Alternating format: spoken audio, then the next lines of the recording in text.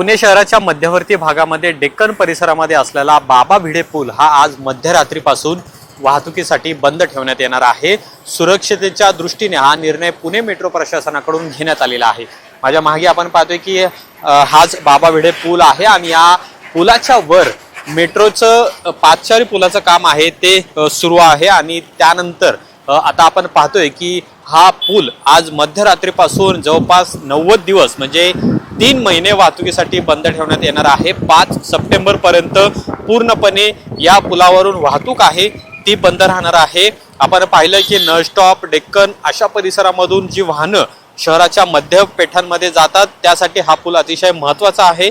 मात्र मेट्रो प्रशासनाकडून ही माहिती देण्यात आलेली आहे की याच पुलावर आता जो पादचारी पुलाचा स्लॅब असतो तो टाकण्याचं काम सुरू करण्यात येणार आहे आणि त्यामुळे खाली सुरक्षेच्या दृष्टीनं हा पूर्णपणे पूल वाहतुकीसाठी बंद ठेवण्यात येईल। या आधी सुद्धा आपण पाहिलं की हे गर्डन टाकण्याचं ज्यावेळेस काम सुरू होतं त्यावेळेस सुद्धा हा पूल वाहतुकीसाठी बंद ठेवण्यात आलेला होता।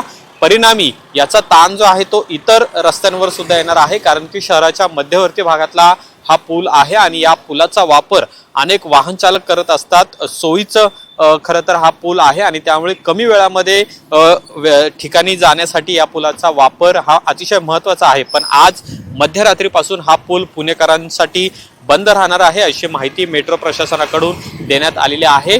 समोर आपण पाहतोय की मेट्रोचा डेक्कन जिमखाना मेट्रो स्टेशन असणार आहे आणि तिथून पादचारी पुलावरून या पेठातल्या भागांमध्ये जे येतात त्यांच्यासाठी हा खरं तर रस्ता आहे तो अतिशय महत्त्वाचा आहे आणि त्यामुळे ते काम लवकरात लवकर पूर्ण व्हावं यासाठी आता हा पूल बाबा भिडे पूल जो आहे तो वाहतुकीसाठी बंद ठेवण्यात येईल अशी माहिती मेट्रो प्रशासनाकडून देण्यात आलेली आहे आणि त्यामुळे पुणेकरांनी या ठिकाणी येताना पर्यायी मार्गांचा वापर करावा असं सुद्धा आवाहन पुणे मेट्रोकडून करण्यात आलेलं आहे।